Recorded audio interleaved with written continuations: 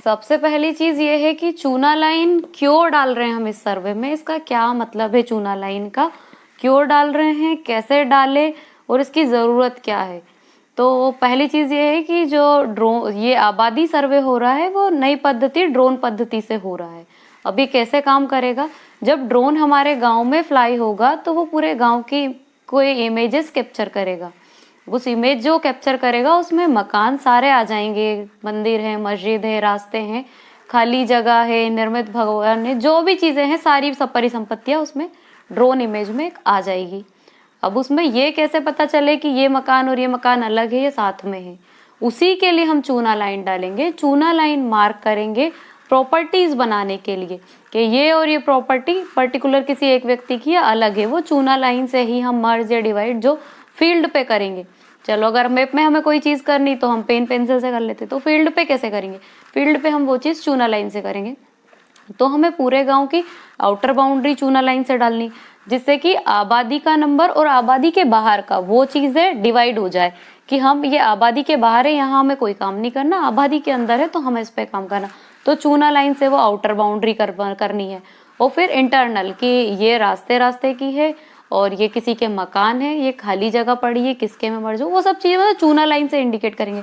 तो अब हम ये तो समझ गए कि चूना लाइन क्यों, क्योंकि जब ये इमेज बन के एसओआई वालों के पास जाएगी तो वो लोग कैसे डिफाइन अलग अलग करेंगे या कैसे मैप बना के देंगे, क्योंकि ये जो इमेज है वो तो सिर्फ इमेज जाएगी, पर वो जो मैप बनाने का काम सॉफ्टवेयर पे कोई टीम करती है तो वो इस चूना के बेस पे ही करेगी। आप जैसा गांव में चूना डालोगे वो उस लाइन को एक मैप बना के देगी। अगर आपने चूना लाइन मतलब आबादी के बाहर कर दी तो वो आपका नक्शा बाहर चला जाएगा, आपने अंदर कर दी तो रकबा कम हो जाएगा आबादी का, इस तरह की चीजें। तो चूना लाइन हमें किस यूज में, चूना लाइन डालते वक्त ध्यान में रखने वाली कुछ बातें हैं। जैसे कि जब चूना लाइन हम डालते हैं, वैसे ये तो पहले ही जब हम तहसील लेवल पे हमारा प्रतिवेदन देते हैं आबादी सर्वे के लिए, उसी टाइम ध्यान में रखने योग्य बातें हैं कि जब हम हमारे खसरे नक्शे से आबादी नंबरों का रिकॉर्ड दे रहे हैं उस टाइम हम हमारे वर्तमान खसरे को एक बार तहसील कार्यालय में उपलब्ध जो भी पुराना रिकॉर्ड है उससे मिला ले। क्या हुआ है कि जब डेटा हस्तलिखित खसरे से ऑफलाइन खसरे से ऑनलाइन में आया है तो कुछ नंबरों को शासकीय लिख दिया है पर आबादी नहीं लिखा है, तो ऐसे केस में वो आबादी के नंबर छूट ना जाए, इसलिए संबंधित पटवारी का ये फर्ज बनता है कि जब रिपोर्ट दें तो वो वर्तमान रिकॉर्ड को पुराने रिकॉर्ड से एक बार मिला ले, ताकि सारे जो आबादी के नंबर है वो कवर हो पाए और सभी नंबरों का आबादी सर्वे हो पाए और ज्यादा से ज्यादा लोगों के पट्टे बन पाए। तो हम पुराना रिकॉर्ड जरूर मिलाएं, नहीं तो एंड टाइम पे क्या होगा, आपने 5 नंबरों का 3 नंबरों का आबादी सर्वे करवा दिया और बाद में पता चल रहा वो 2 नंबर है वो भी आबादी के थे, वो छोटे छोटे 1 नंबर छूट गया, 2 छूट गए। तो इस तरह की परेशानी ना हो, इसलिए आप पहले रिकॉर्ड को जरूर मिलाएं। रिकॉर्ड मिलाते वक्त ये चीज ध्यान दें, नक्शा छोटा बड़ा, जैसे खसरे में हमारा 2 एकड़ 1 एकड़ कुछ लिखा है और उसका नक्शा उतना है ही नहीं, उससे छोटा है या बड़ा है, तो रिकॉर्ड देते वक्त ये चीजें भी चेक कर ले। ऐसा नहीं है कि रिकॉर्ड मांगा तो हमने कॉपी निकाली और दे दी, इस चीज को ध्यान में रखे, क्योंकि हमारा काम स्टार्टिंग से अच्छा होना चाहिए, नहीं तो एंड टाइम पे तुरंत कोई संशोधन जैसी चीजें होती नहीं है। रिकॉर्ड जरूर देखे पुराना। अगली चीज ये है कि जब हम चूना लाइन डालने जाएंगे तो ऐसा ना हो कि उससे पहले हम कोई होमवर्क ना करें, हम डायरेक्ट चूना लाइन डालने चले जाए। जिस दिन आपके गांव में चूना डलना है उससे 2 दिन 4 दिन और मैं कहूँ कि 1 वीक पहले आप जाके फील्ड विजिट कर ले।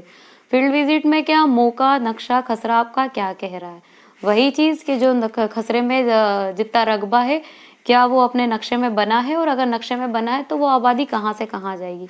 ऐसा ना हो आप एंड टाइम जाओ और नक्शा खसरा मिलाते मिलाते मौका और नक्शा मिलाते मिलाते परेशान हो जाओ। तो कोटवार की मदद लो, गांव वालों की मदद लो, गांव में ऐसे कुछ पुराने लोग हैं जिनको फील्ड का काफी नॉलेज है, तो उनसे थोड़ी हेल्प लो और वो पूरा विजिट कर लो। एंड टाइम पे क्या होता है, जैसे आप अगर चूना लाइन डालने गए और जिले से कोई अधिकारी आए हैं तो आप अपना भी समय खराब कर रहे हो, उनका भी समय खराब कर रहे हो, पूरा दिन खराब चला जाता है। कुछ कुछ गाँवों में ऐसा हुआ है। तो फील्ड विजिट 2-4 दिन पहले जरूर करें और अपने हल्के की जिम्मेदारी अपनी है तो उसके लिए कॉन्फिडेंट रहे कि हाँ ये चीज मैंने फील्ड विजिट पे की है, नक्शे देखे हैं, खसरे देखे हैं। इन टाइम पे ऐसा नहीं कि हमें कुछ नहीं पता कहाँ से हो रहा है, तो फील्ड विजिट 2-4 दिन पहले 1 वीक पहले जरूर करें। एक लोगों की क्वेरी आती है कि जो आउटर लाइन डाल रहे हैं, अब अगर आबादी में आप डाल रहे हो, वहाँ मकान बने हैं, तो सीमांकन करना टफ पड़ता है, क्योंकि मकान है तो जरीब चलाना भी टफ है, और मशीन से करना भी इजी नहीं है। तो उस कंडीशन में हम क्या करते हैं, अगर सारा ऐप का जो नक्शा है आपका, रेवेन्यू नक्शा, वो बहुत हेल्प करेगा। जो ऑनलाइन है, जो किसान ऐप में मिलता है, मतलब उसे सब लोग सारा ऐप में बोलते हैं, पर मैं बोलूंगी कि किसान ऐप में जो सीमांकन वाले ऑप्शन में रेवेन्यू नक्शा है, वो आपकी बहुत मदद करेगा। अगर आपके गांव का ओवरलैप लगभग सही है, तो वो आपकी बहुत ज़्यादा हेल्प करेगा। आप उसके बेस पे आउटर बाउंड्रीज डाल सकते हैं। और अगर रेवेन्यू वाला नक्शा सारा ऐप पे ओवरलैप सही नहीं है, तो फिर आपको मदद करनी पड़ेगी, आपकी ज़्यादा मेहनत लगेगी, वो सिर्फ हेल्प करेगा। तो आप उसकी हेल्प ले, काम बहुत ईजी हो जाएगा और कम समय में हो जाएगा। अब जैसे आउटर बाउंड्री तो हमने हमारे रेवेन्यू ऐप से डाल ली, रेवेन्यू नक्शे से डाल ली। अब इंटरनल में हमें करना है, नहीं करना है, क्या करना है? तो हाँ, इंटरनल में हमें सारी प्रॉपर्टी सेपरेट करनी है, हर प्रॉपर्टी अलग अलग करनी, हर परिवार के मकान को अलग अलग दर्शाना है चूने से। तो हम क्या करें उसके लिए, जो मकान बने हैं उनके चारों कोने पे एल शेप में बनाए, एल शेप बनाए, जिससे क्या होगा कि जब ड्रोन नक्शा जो एसओआई वालों के पास जाएगा, जब उस डेटा पे काम करेंगे, तो उनको जो चूने से एल बने हुए हैं, वो उसको मिला के एक प्लॉट बना देंगे। इस तरह से ध्यान रखें, सारे घरों के कोनों पे एल शेप बनाए ज़्यादा से ज़्यादा, मतलब हर घर को कवर करे जो आबादी के अंदर आते हैं। इसी में एक चीज़ ये है कि जो दो मकान है, अगर आप रास्ते से निकल रहे हो और चूना डलवा रहे हो, तो दो मकानों के बीच में कटान जरूर बनाए, ताकि उससे पता चले कि यहाँ से ये प्रॉपर्टी इस व्यक्ति की और इसके इस तरफ दूसरे व्यक्ति की है। अगर आप वो कटान नहीं बनाते हो, तो वो सलंग प्रॉपर्टी किसी एक व्यक्ति को चले जाती है। एक चीज ये है कि अब गांव में चूना तो डालना है, तो चूना और लेबर कहाँ से मिलेगी?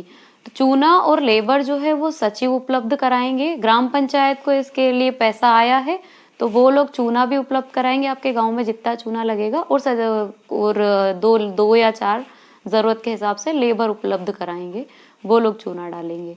और सचिव से आप लोग अच्छा समन्वय बना के रखे, हेल्प ले, क्योंकि जब डेटा कलेक्शन भी हम करते हैं, तो सचिव के पास मैक्सिमम लोगों की समग्र आईडी और आधार कार्ड होते हैं, और हम लोग यूं ही परेशान होते हैं, इसका लाओ उसका लाओ। जहाँ बड़े बड़े गांव है, तो आप उनकी हेल्प लो, आपका बहुत सारा काम हो जाएगा, ज्यादा भटकना नहीं पड़ेगा। ये क्या है, हम लोग जो परेशान हुए हैं, मैं उससे बता रही हूँ, ताकि आप लोग ज्यादा परेशान ना हो। जो काम हमारे आपस में हेल्प से हो जाए, तो उसके लिए हम क्यों परेशान हो।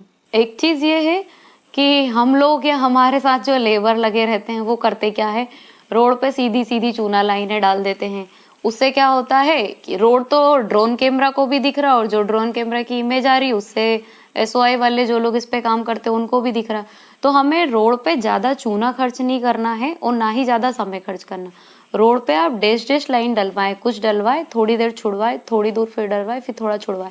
उस तरह से चूना भी कम लगेगा और समय भी अपना बचेगा। और एक और चीज ये है कि जहाँ कुछ ऐसी जगह होती, कुछ में मकान बने, कुछ में खाली पड़ी, अगर खाली पड़ी वाली जगह है और बहुत ज्यादा जगह है रकबा, तो ऐसे पूरी लाइनें कवर ना करवाएं, उसमें आप एरो के निशान बनवाते चले। कुछ जगह क्या होता है, पानी भरा है, कुछ जगह फसल लगी है, कुछ जगह जैसे कचरा घर वगैरह टाइप से जो जगह होती है, वैसे तो वैसी जगह आप ना जाएं। ऐसे थोड़ा सा एरो के निशान बनाते जाए कि यहाँ से एरो का निशान है, फिर आगे जाके थोड़ी दूरी पे बना दे कि ये यहाँ से यहाँ मिलेगा। इस तरह से, मतलब ऐसा जरूरी नहीं कि आप पूरा लाइन कवर करवाओ, एरो के निशान से आप मिला सकते हो। जैसे आप समझ अगर पा रहे हो कि एरो के निशान को कैसे कहाँ से मिलाना, तो वैसे ही एसओआई वाले भी समझ के नक्शा जनरेट कर देंगे। आप चूना लाइन का काम अच्छे से करें, आपका प्रारूप नक्शा अच्छे से आएगा, मेहनत कम लगेगी। अदरवाइज अगर आप खाना पूर्ति का काम करते, तो बाद में आपकी मेहनत बहुत ज्यादा बढ़ जाएगी। पटवारी साथियों से बात करके एक चीज और पता चली कि कहीं कहीं ना चूना लाइन ड्रोन उड़ रहा उससे 2-4-5 दिन पहले डाल दी, एटलीस्ट 3 या 4 दिन पहले डाल दी। तो ये ना करे, जिस दिन ड्रोन उड़ने वाला उससे 1 या 2 दिन पहले ही चूना लाइन डाले। मैं तो कहूँ, अगर आज ड्रोन उड़ना है, तो इससे सिर्फ 1 दिन पहले और आज 2 दिन में आप आपका गाँव कवर करें और चूना लाइन डाले। अगर आप इससे पहले चूना लाइन डालते 2-3 दिन के पहले, तो चूना धुल जाएगा, पानी में बह जाएगा, उड़ जाएगा, और ड्रोन जो कैप्चर करेगा तो कुछ नहीं आएगा।